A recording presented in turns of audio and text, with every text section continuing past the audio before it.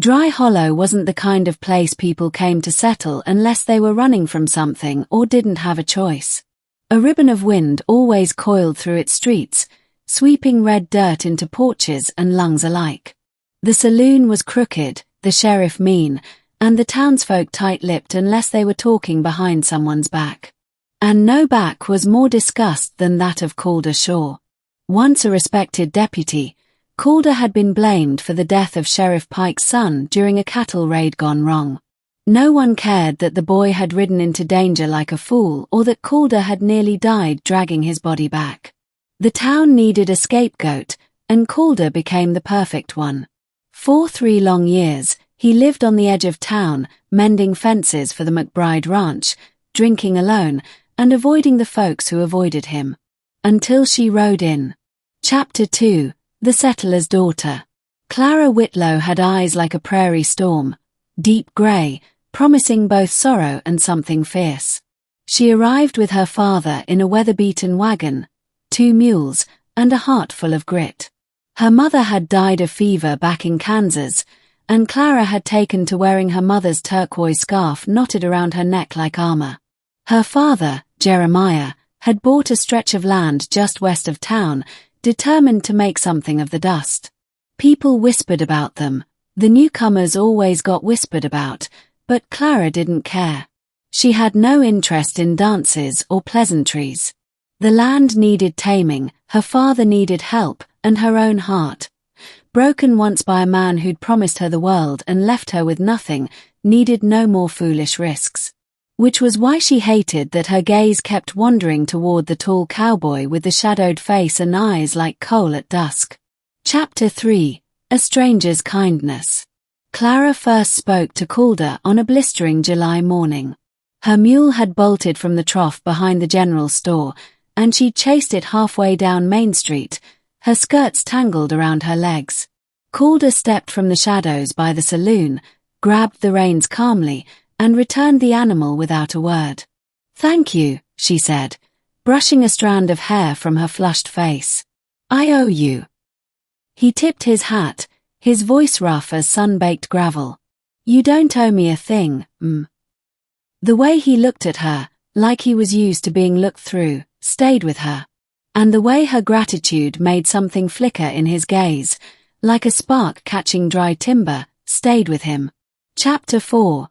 Dangers in the Dust. Jeremiah Whitlow's land sat too close to Buzzard Ridge, a stretch of broken terrain notorious for bandits, rustlers, and men who answered to no law but greed. Clara worried about her father working that land alone, but he insisted on keeping a gun close and his head low. Still, trouble came. One evening, Calder was riding the northern line of the McBride property when he spotted smoke curling where no chimney should have been.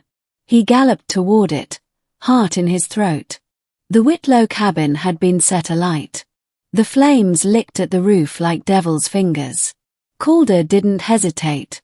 He burst through the smoke, found Jeremiah unconscious from a blow to the head, and Clara fighting off one of the masked raiders with a broken broom handle. Calder shot 2 men clean through, drove the rest off, and carried the Whitlows to safety. The town barely murmured thanks. Some even muttered that Calder had set the fire himself just to play hero. Clara, however, saw the blood on his knuckles and the soot on his face and said, "You didn't have to save us." "But you did." He looked down. "I reckon I did." Chapter 5. Hard Ground, Gentle Hands. Jeremiah's injuries meant weeks in bed. Calder offered to help around the homestead, fixing fences and hauling water. Clara was wary at first, but she couldn't deny his skill or his quiet decency. They worked side by side, often without speaking. He repaired, she planted. He chopped, she cooked. One day, she noticed the long scar across his left shoulder as he stripped off his shirt in the heat.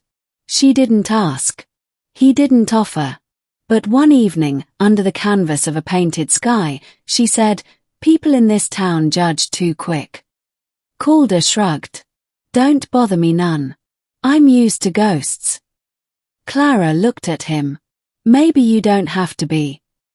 Something shifted in the air then, not quite love, not yet, but the tender ache of its beginning. Chapter 6. The Ghost That Wouldn't Stay Dead. Just as the Whitlow cabin was restored and Clara's laughter began returning like spring buds, a shadow reared its head, Wade Pike, the sheriff's other son. Meaner than his brother, and twice as reckless, Wade had taken to drinking, gambling, and threatening anyone who reminded him of what he'd lost, including Calder. "You still haunting this town?" Wade spat one night in the saloon, the stench of whiskey thick between them. "Or are you too busy courting the settler girl to remember what you did?" Calder didn't flinch. "Leave her out of it." Wade sneered. "Or what? You gonna shoot me like you shot my brother?" The punch came fast, Calder's knuckles cracking against Wade's jaw. The saloon went silent. Wade landed hard, his pride shattered. Calder stood over him, jaw clenched. "Next time, I won't aim for the mouth."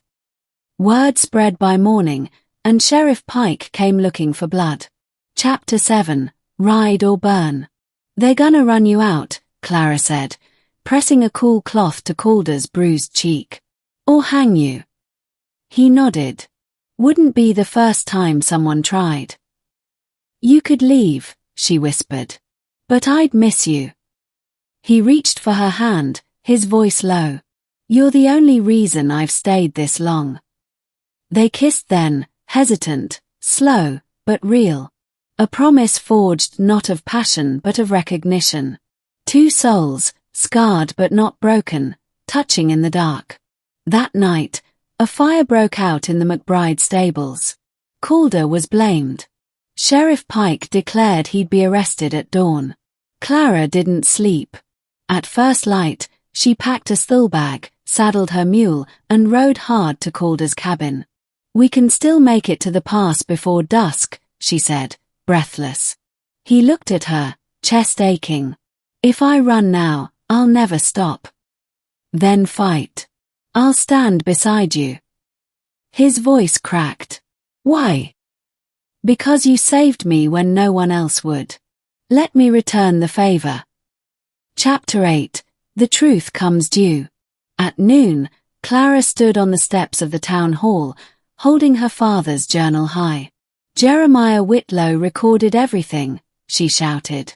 "The fire, the attack, the men who confessed it was Wade Pike's gang." The townsfolk stirred. Sheriff Pike's face paled. Clara's voice rang out like thunder. "You all blamed an innocent man for your grief.